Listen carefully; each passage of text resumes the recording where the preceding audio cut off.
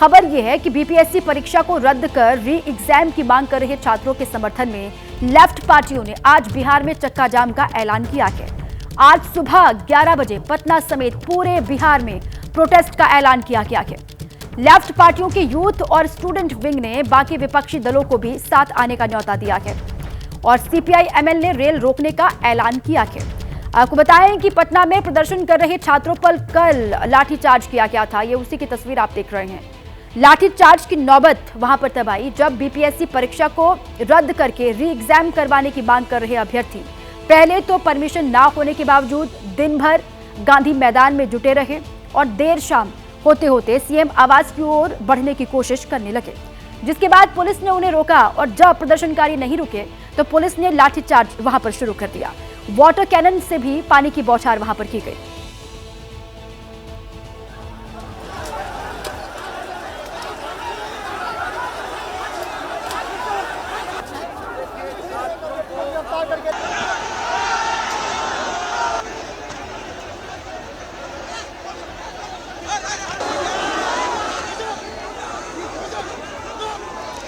ये तस्वीरें आपको हम दिखा रहे हैं। कल जो बीपीएससी की प्रारंभिक परीक्षा को दोबारा करवाने की मांग को लेकर छात्र सीएम आवास की तरफ कूच करने की कोशिश कर रहे थे, उन पर किस तरीके से लाठियां भाजी गई पुलिस की तरफ से और वाटर कैनन का इस्तेमाल किस तरीके से हुआ, ये उसी की तस्वीर आपको हम दिखा रहे हैं। बीपीएससी पर सवाल, लाठीचार्ज और उबाल पटना की सड़कों पर, ये तस्वीर आप देख रहे हैं।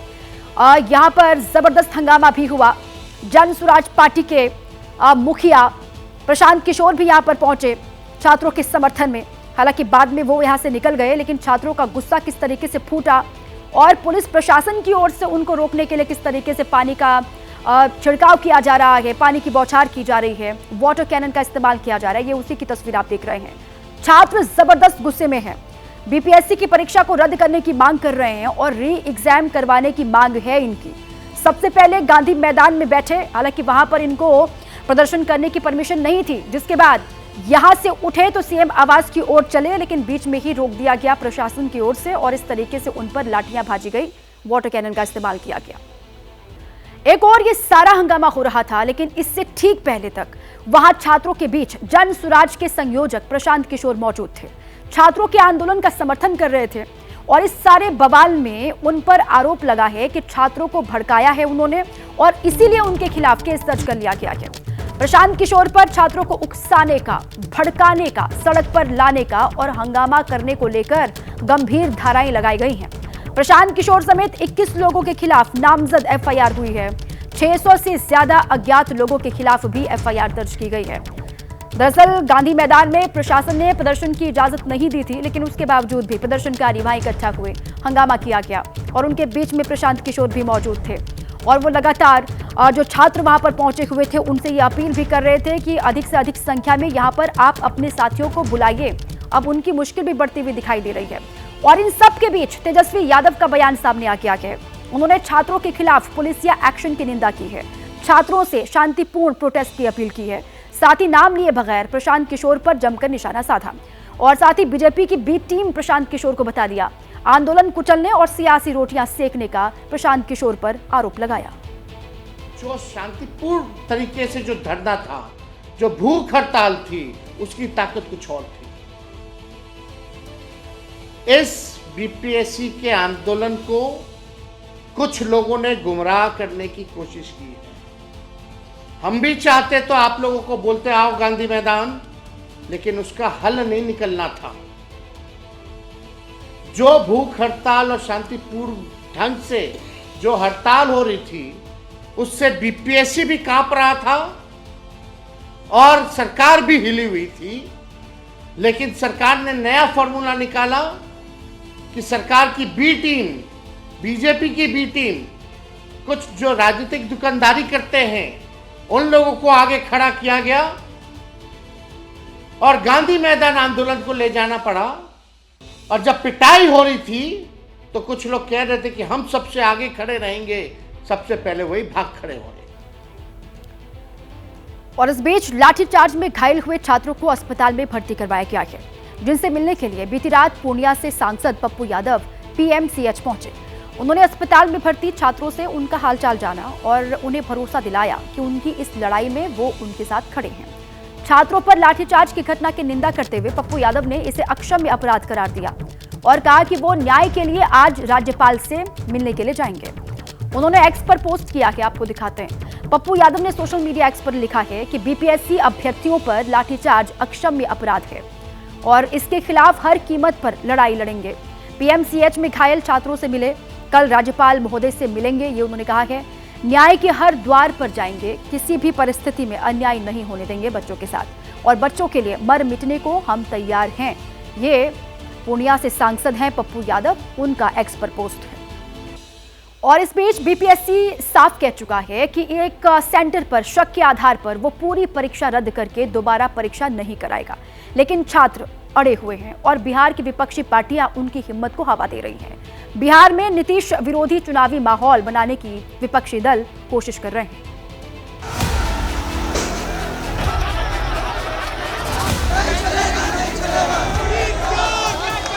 बिहार की राजधानी पटना में 12 दिन से बीपीएससी परीक्षा को लेकर प्रदर्शन कर रहे छात्रों पर एक बार फिर पटना पुलिस ने लाठियां बरसा दी।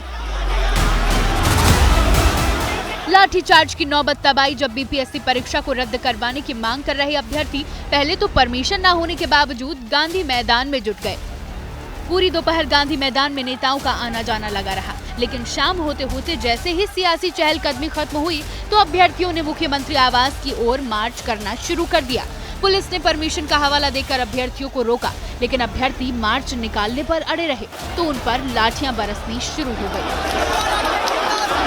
तस्वीर है गांधी मैदान से आगे की, जहां छात्रों को रोकने की पहली कोशिश जो हुई वो सफल नहीं हो पाई प्रशासन की तरफ से और इस वक्त यहां पर छात्र हैं जो हंगामा कर रहे हैं और इनकी कोशिश है कि आगे बढ़ सके। 4 दिन में ये बीपीएससी अभ्यर्थियों पर लाठीचार्ज की दूसरी घटना है। वहीं बीपीएससी परीक्षा को लेकर अभ्यर्थियों के प्रदर्शन में अब तक राजनीतिक चेहरों की चहलकदमी भी बढ़ती जा रही है, क्योंकि अगले साल बिहार में विधानसभा चुनाव है। ऐसे में हर पार्टी अपने आप को नौजवानों के साथ खड़ा दिखाना चाहती है। बिना परमिशन के जमा हुए छात्रों से मिलने जनसुराज के संयोजक प्रशांत किशोर पहुँचे और छात्रों को भीड़ बढ़ाने का ज्ञान दिया। सिर्फ 4-5 हजार बच्चे क्यों आए हैं? जब 5 लाख आदमी खड़ा होंगे तब सरकार आपकी बात सुनेगी। 2000 आदमी आने से नहीं होगा। प्रशांत की अघोषित सभा में कुछ पीली तख्तियां भी दिखी, जिसमें बिहार में ईमानदार सरकार लाने का दम्भ भरा जा रहा था। लाइनें ऐसी थी जो प्रशांत के पॉलिटिकल एजेंडे पर बिल्कुल फिट बैठ रही थी। कभी जेडीयू के साथ रहे प्रशांत किशोर को उनके नेता फेल्ड पॉलिटिशियन कह रहे हैं। प्रशांत किशोर एक फेल्ड पॉलिटिशियन है जो हमेशा दूसरों की हड्डी पे कबड्डी खेलने की कोशिश करते हैं और इस बार अपनी राजनीतिक बंदूक चलाने के लिए उन्होंने हमारे छोटे भाई बहनों बीपीएससी अभ्यर्थियों का कंधा चुना है। प्रशांत किशोर से पहले तेजस्वी ने भी बीपीएससी पर सीएम की चुप्पी को आधार बनाकर सरकार को घेरा था। गलती बीपीएससी की है, उनको मानना चाहिए। अस्पताल में भर्ती हो गए हमारे नौजवान अभ्यर्थी, तब आपको याद आया कि इसको क्लैरिफाई करना चाहिए, जस्टिफाई करना होगा। अगर एक सेंटर का रद्द होता है, बाकी सेंटर का नहीं होता, तो ये तो छात्रों के साथ जो है अन्याय है। निर्दलीय विधायक पप्पू यादव जब प्रदर्शन कर रहे अभ्यर्थियों के बीच पहुंचे तो सीधे बीपीएससी के चेयरमैन को ही निशाने पर ले लिया। जिस चोर को बीपीएससी का अध्यक्ष बनाया है उसको प्रोटेक्ट करेगा ना, और 1500 करोड़ की प्रैक्टिस है, ऊपर से नीचे तक ले रहे हैं और इसमें सारा सिस्टम इन्वॉल्व है। बीपीएससी परीक्षा रद्द करने को लेकर बिहार में विपक्ष नेताओं की बयानबाजी यूं ही नहीं बढ़ती जा रही। दरअसल छात्रों के आंदोलन के चलते ही राजनीति कई मौकों पर परवान चढ़ती रही है। 1974 का छात्र आंदोलन इसी का एक बड़ा उदाहरण है, जब बिहार में समाजवादी नेता जयप्रकाश नारायण की अगुवाई में शुरू हुआ आंदोलन बिहार से निकलकर पूरे देश में फैल गया था। नीतीश कुमार, लालू प्रसाद यादव और मुलायम सिंह जैसे तमाम चेहरों ने उसी आंदोलन से निकलने के बाद आगे चलकर राजनीति की अलग अलग राह पकड़ ली। इसलिए पटना में छात्रों की नाराजगी को विपक्ष की ओर से लगातार बरकरार रखने की कोशिशें हो रही हैं। दूसरी तरफ 12 दिन गुजरने के बाद भी प्रदर्शन कर रहे छात्र कदम पीछे खींचने को तैयार नहीं है। जब तक नहीं मानेगी तब तक हम लोग देख लेंगे, तब तक हम लोग प्रदर्शन करेंगे। लेकिन छात्रों की नाराजगी से अलग बीपीएससी भी झुकने को तैयार नहीं। परीक्षा कैंसिल करने के विरोध में बोलने वालों की दलीलें हैं कि जब गड़बड़ी सिर्फ एक सेंटर में ही हुई थी तो पूरी परीक्षा रद्द क्यों की जाए। बात दिल्ली की, जहां बीजेपी और आम आदमी पार्टी दोनों ने एक दूसरे पर वोटों की हेराफेरी का आरोप लगाकर मैदान में उतर गई हैं और एक एक वोट बारीकी से जांच रही है। लिस्ट में कितने घुसपैठिए वोटर हैं और कितने दूसरे हैं, इनके सबूत भी इकट्ठा किए जा रहे हैं।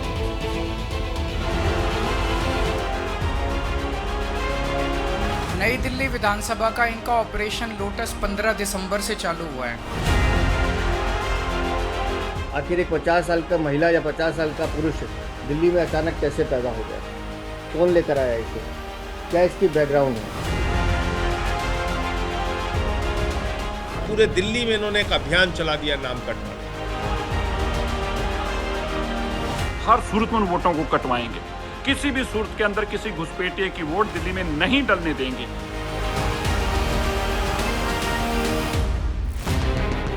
चुनाव में एक एक वोट की वैल्यू क्या होती है, ये देखना और समझना है तो दिल्ली चले आइए। ये वोटिंग के दिन बूथ मैनेजमेंट की नहीं बल्कि वोटिंग से बहुत पहले वोटर लिस्ट की जंग है। दिल्ली विधानसभा चुनाव से पहले बीजेपी और आप दिल्ली की वोटर लिस्ट आंखें गड़ाकर चेक कर रहे हैं।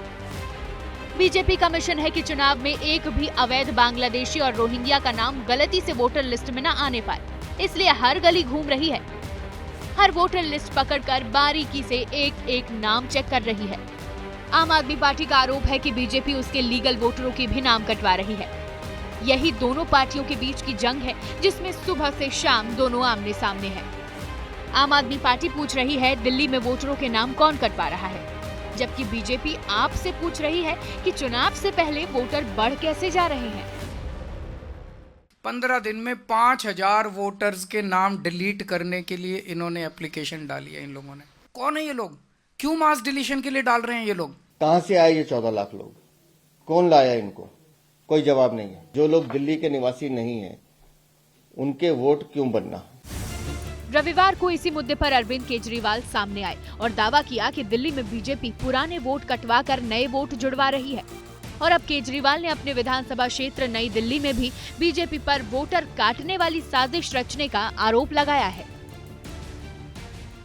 अब बीजेपी बेईमानी से चुनाव लड़के किसी भी तरह से जीतना चाहती है। शादरा में 11,008 वोट काटने के लिए एप्लीकेशन दी।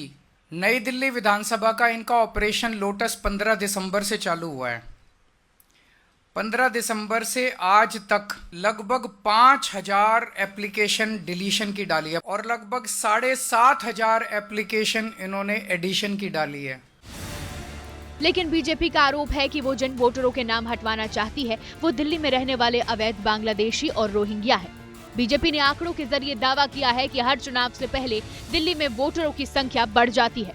दिल्ली बीजेपी अध्यक्ष वीरेंद्र सचदेवा ने इसी दावे से जुड़े आंकड़े पेश किए, जिसके मुताबिक 2014 के लोकसभा चुनाव में दिल्ली में 1 करोड़ 14 लाख वोटर थे, जो 2015 में दिल्ली विधानसभा चुनाव से पहले बढ़कर 1 करोड़ 33 लाख हो गए। 2019 लोकसभा चुनाव में दिल्ली के मतदाताओं की संख्या 1 करोड़ 39 लाख थी, लेकिन 2020 में विधानसभा चुनाव से पहले दिल्ली में फिर से वोटरों की संख्या बढ़कर 1 करोड़ 48 लाख हो गई। इसी तरह 2024 लोकसभा चुनाव में दिल्ली में कुल 1 करोड़ 53 लाख वोटर थे। बीजेपी का कहना है कि फर्जी दस्तावेजों के जरिए घुसपैठियों के नाम दिल्ली की वोटर लिस्ट में डलवाकर आम आदमी पार्टी मतदाताओं की संख्या बढ़ा रही है। ये 4 अभियुक्त पकड़े गए हैं। मोहम्मद जमील आलम, किशनिक, मोहम्मद नईम, शबाना खातून। ये एफआईआर दर्ज कराई है इलेक्शन कमीशन, दिल्ली के इलेक्शन कमीशन ने। 4 अभियुक्त पकड़े गए हैं।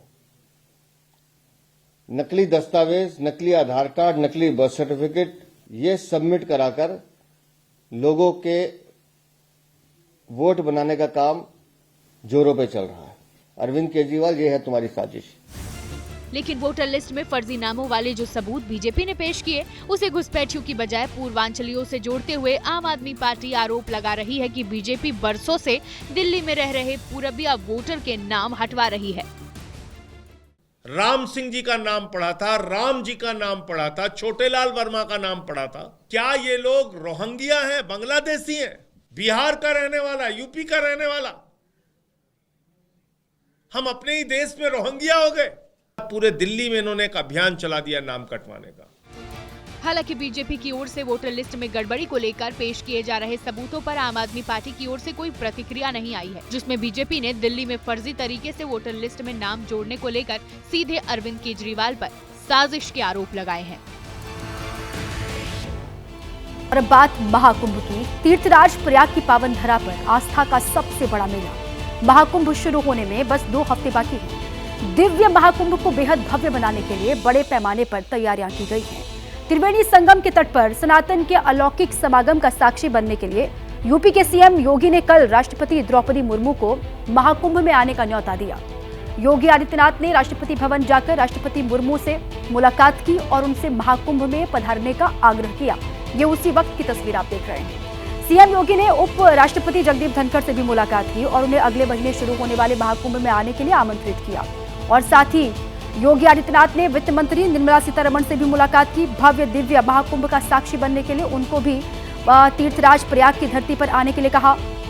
और सीएम योगी ने दिल्ली के एलजी विनय कुमार सक्सेना से भी मुलाकात की, उन्हें भी महाकुंभ में आने का न्योता दिया। आपको बताएं कि शनिवार को सीएम योगी ने गृह मंत्री अमित शाह, रक्षा मंत्री राजनाथ सिंह, बीजेपी अध्यक्ष जेपी नड्डा से भी मुलाकात की थी और महाकुंभ में आने का निमंत्रण दिया था। लेकिन अब इस निमंत्रण पर सियासी रण छिड़ता हुआ दिखाई दे रहा है।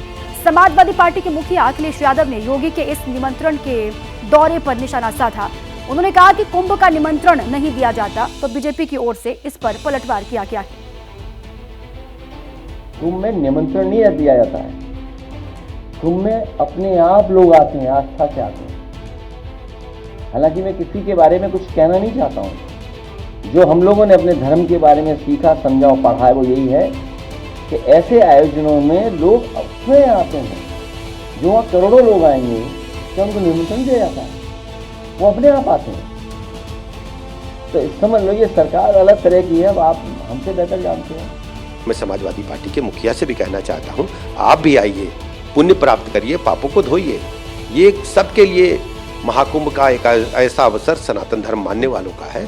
सबका मैं हृदय से स्वागत करता हूँ। और आपको अभी भी उत्तर प्रदेश राज्य का जो आपका शासनकाल था, आपको याद आता होगा किस ढंग से बहु बेटियों की इज्जत आबरू लूटी जाती थी, हत्यारे सड़क पर घूमते थे, गुंडे माफिया बदमाश आम जनता का जीवन मुश्किल कर दिए थे। उत्तर प्रदेश जनता कभी भी समाजवादी पार्टी को माफ नहीं करेगी।